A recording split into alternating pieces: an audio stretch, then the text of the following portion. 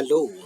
आज का हमारा थॉट है river cuts through rocks not because of its power but because of its persistence. यहाँ पे जिम वॉटकिन का ये कोट है and he wants to prove a point that जो रिवर होती है वो अपनी ताकत से, अपने बल से किसी एक बड़े से बड़े पत्थर को नहीं काटती है, बल्कि उसका प्रवाह निरंतर बहता रहता है। बिना थके, बिना रुके निरंतर वो उस पत्थर के ऊपर, रॉक के ऊपर आघात करती रहती है और धीरे धीरे धीरे धीरे एक दिन उस पत्थर के बीच में से रास्ता निकाल के वो रिवर, वो नदी उस पत्थर को तोड़ देती है। तो इसका मीनिंग बहुत ही सिंपल है। बड़े से बड़े चट्टान को, बड़े से बड़े पत्थर को हम अगर ताकत के बल पे हिला नहीं पा रहे हैं, हटा नहीं पा रहे हैं, तोड़ नहीं पा रहे हैं, तो एक बहुत ही सरल रास्ता है जो रिवर अपना रही है। रिवर के पास कौन सा रास्ता है? बहुत ही आसान, सातत्य, कंटिन्यूस, परसिस्टेंस।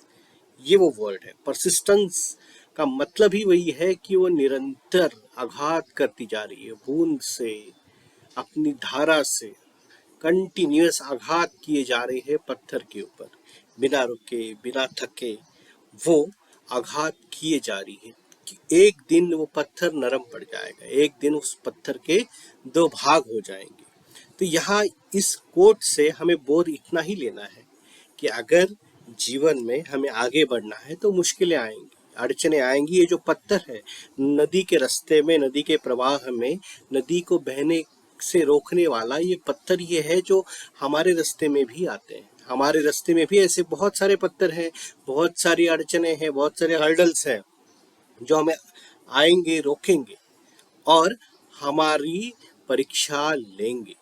लेकिन हमारे पास कौन सा बल है? हमारे पास बल होगा निरंतरता का, सातत्य का। कंटिन्यूअसली हम अगर बिना रुके, बिना थके अगर हम चलते रहेंगे, हम उस पत्थर के अस्तित्व को ही नकार देंगे। हम कहेंगे कि नहीं, हमें आगे ही बढ़ना है, भले हमारी गति कम हो, हम धीरे धीरे बढ़ेंगे लेकिन बढ़ेंगे जरूर।